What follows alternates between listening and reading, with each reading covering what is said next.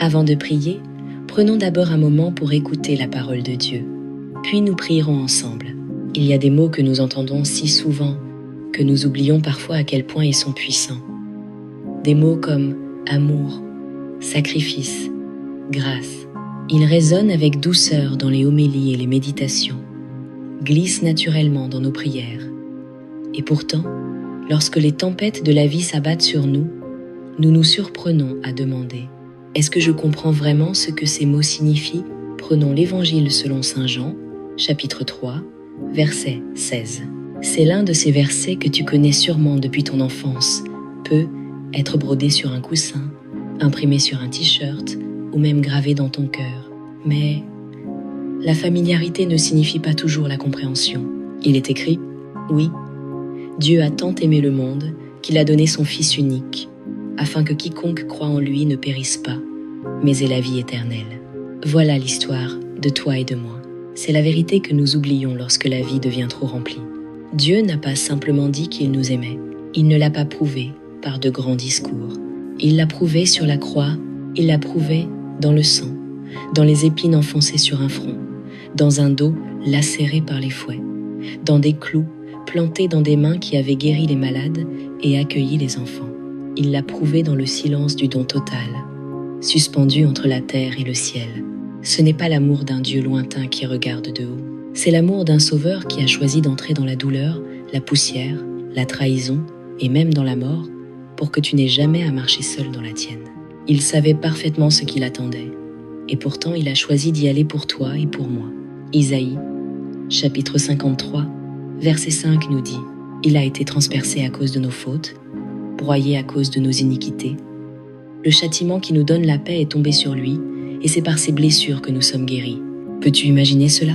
La guérison que tu expérimentes, l'espérance à laquelle tu t'accroches, la grâce qui t'entoure, tout cela est né de ses meurtrissures et de son sang. Il n'est pas mort seulement pour le monde, il est mort pour toi. Il a porté tes fardeaux, absorbé le poids de chacune de tes erreurs, de chacun de tes regrets, de chaque cri que tu n'as jamais osé prononcer. C'est facile d'entendre cela, de hocher la tête, de dire « Amen » et de passer à autre chose. Mais as-tu déjà ressenti cela dans ton cœur? As-tu déjà laissé ton âme se briser devant l'amour qu'il a brisé, lui? Car quand tu le fais, tout change. Tu commences à voir ta vie différemment. Tes bénédictions ne te semblent plus des coïncidences. Tes épreuves ne paraissent plus dénuées de sens. Tes blessures ne te définissent plus. Elles te rappellent celui qui fut blessé pour te rendre entier. Alors voici la question. Comment pourrions-nous rester confortables en sachant ce que Jésus a donné pour nous? Comment pourrions-nous vivre dans l'indifférence alors qu'il nous a aimés avec une telle intensité? À tout le moins, nous pouvons être reconnaissants. À tout le moins, nous pouvons le chercher. Et lorsque tu t'approches de lui, tu commences à voir la main de Dieu là où d'autres ne voient que le chaos. Tu ressens sa présence dans les lieux que tu croyais stériles. Tu entends dans la tempête une voix douce te murmurer « Je suis encore avec toi ». La vie ne nous donne pas toujours des réponses. Parfois, elle nous offre plus de questions que nous ne pouvons emporter. Mais la foi n'a pas besoin de toutes les réponses. La foi a besoin de Jésus. Ainsi, l'épreuve que tu traverses n'est sans doute pas une punition. Il se peut que Dieu ne te prive pas de quelque chose, mais qu'il prépare de la place pour quelque chose de meilleur. Cette saison t'apprend peu être à prier, à le chercher non seulement comme une solution, mais comme ta source. Parfois, la douleur réveille en nous des parts que nous ne savions pas endormies. Elle nous humilie, nous vide de notre orgueil et fait de la place pour la sainteté. Elle nous rappelle que nous n'avons jamais été faits pour vivre par nos seules forces. Et si ce que tu vis en ce moment était la manière de Dieu de te ramener à lui? Nous disons souvent que nous voulons que Dieu se serve de nous. Mais lorsque la vie devient difficile, nous oublions que se laisser utiliser par Dieu commence souvent par être brisé par lui pour qu'il nous reconstruise plus fort, plus profond, plus enraciné dans l'amour. Alors je t'en supplie, ne résiste pas à cette saison. Ne fuis pas, laisse-la te façonner, laisse-la t'amener à genoux et surtout, garde les yeux fixés sur Jésus. Prions ensemble. Seigneur Jésus, merci de m'aimer d'un amour si vaste qu'il dépasse les cieux, mes échecs, mes questions et le temps lui-même. Un amour qui n'est pas né lorsque j'ai bien agi, mais qui existait déjà quand j'étais au plus bas. Tu m'as aimé avant même que je sache qui tu étais. Tu m'as aimé quand mon cœur était froid, quand je t'ai tourné le dos, quand j'ai douté et pourtant tu es resté. Ton amour a supporté ce que je ne pourrais imaginer. La trahison, les épines enfoncées dans ton front, la morsure du fouet, le poids de la croix et le silence du tombeau. Tu as porté le poids de tous mes péchés, même ceux dont je ne suis pas encore conscient. Tu as pris ma culpabilité, ma honte, ma rébellion, et tu l'as fait sans hésitation. Tu n'étais pas obligé, Seigneur, mais tu l'as fait par amour. Tu n'étais pas obligé de descendre de ton trône céleste, mais tu l'as fait pour marcher au milieu de la poussière, de la douleur et des larmes. Tu n'étais pas obligé de porter cette croix, mais tu l'as saisie et serrée contre toi par amour. Tu n'étais pas obligé de m'appeler ton enfant, mais tu le fais chaque jour. Tu prononces mon nom avec tendresse. Tu m'appelles bien-aimé.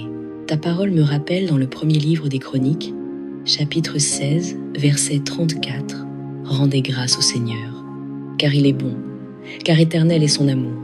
Oui, Seigneur, ton amour demeure. Il ne renonce pas quand je m'affaiblis. Il ne change pas selon mes circonstances. Il ne chancelle pas quand moi je tombe. Il ne dépend ni de ma performance, ni de ma bonté, mais de ton cœur. Et je t'en suis infiniment reconnaissant, car si cela dépendait de moi, j'aurais abandonné depuis longtemps. Mais toi, tu ne l'as jamais fait, et tu ne le feras jamais. Tu m'as donné bien plus que je ne pourrais mériter.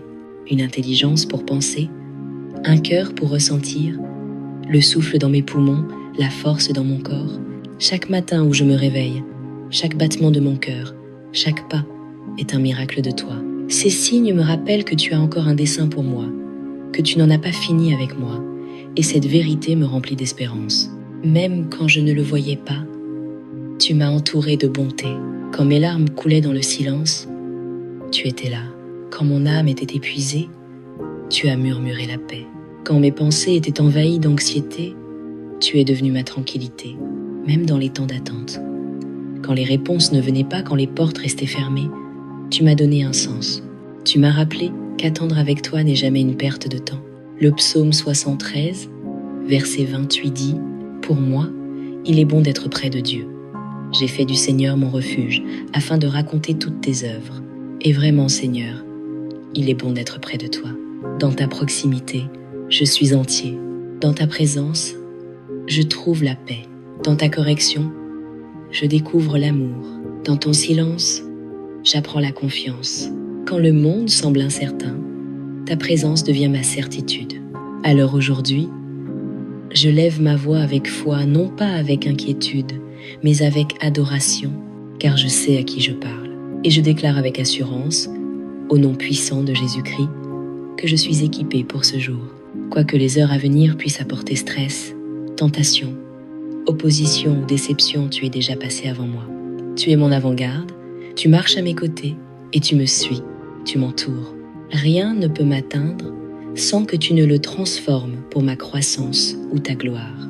Et lorsque je n'ai plus la force d'avancer, quand le poids devient trop lourd, tu as promis de le porter pour moi. Tu me soutiens comme personne ne le peut. Tu es ma victoire quand je me sens vaincu. Tu es mon courage quand la peur se lève. Tu es ma joie quand la lourdeur veut s'installer. Tu es le sol ferme sous mes pieds quand tout vacille. Ta parole déclare dans l'Épître aux Romains, chapitre 8, « Nous sommes plus que vainqueurs par celui qui nous a aimés. » Cela signifie que je ne fais pas que survivre. Je triomphe. Je vis pleinement. Oui, je porte des cicatrices, mais elles sont les marques de la victoire. Je ne fais pas que traverser les tempêtes. J'adore au milieu d'elles. Et même quand je ne comprends pas, quand les prières restent sans réponse, quand les portes demeurent closes, quand le silence dure plus que prévu, je continuerai à te faire confiance, car tu es le Dieu qui voit plus loin que moi. Seigneur, tu tiens mon lendemain dans tes mains, et rien ne te surprend.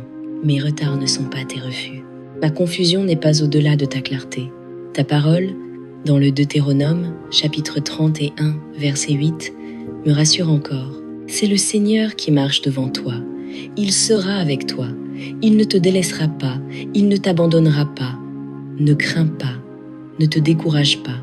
Alors aujourd'hui, je choisis de marcher avec courage. Je choisis la confiance plutôt que l'inquiétude. Je choisis la foi plutôt que la peur. Je choisis la louange plutôt que la panique. Je choisis l'abandon. Je dépose chaque plan. chaque rêve, chaque blessure et chaque espoir à tes pieds comme la femme au vase d'albâtre, car tu es digne de tout, mon passé, mon présent, mon avenir. Tout est à toi. Merci Seigneur, pour chaque étape du chemin que tu as parcouru avec moi. Quand je regarde en arrière, je ne vois pas seulement des blessures, je vois tes empreintes, je vois ta protection là où je ne savais pas en avoir besoin. Je vois ta miséricorde là où j'aurais mérité le jugement. Je vois ta grâce qui m'a porté à travers ce qui aurait dû m'écraser. Tu as soufflé l'espérance dans mon âme quand l'anxiété criait. Tu as cru en moi quand je ne m'aimais même plus. Tu es resté dans chaque nuit obscure et tu m'as accueilli à chaque aurore. Ta grâce a été mon encre. Alors je lève mes mains et je dis, sois glorifié dans ma vie Jésus. Sois élevé dans mes paroles, mes actions, mes pensées et même dans mes larmes. Que mon histoire soit un miroir de ta gloire. Que ma vie te rende témoignage. Toi seul est digne de toute louange pour les siècles des siècles. Je t'aime Seigneur, je te fais confiance entièrement. Je t'adore et je te prie tout cela en ton nom glorieux. Amen. Si cette prière a touché ton cœur, écris Amen comme signe de foi. Je prie pour que chaque bénédiction contenue dans cette prière repose maintenant sur toi au nom de Jésus. Et si tu as besoin d'une prière particulière, fais-le nous savoir dans les commentaires. Ce sera un honneur de prier pour toi. Que la grâce et la paix de notre Seigneur Jésus-Christ soient toujours avec toi.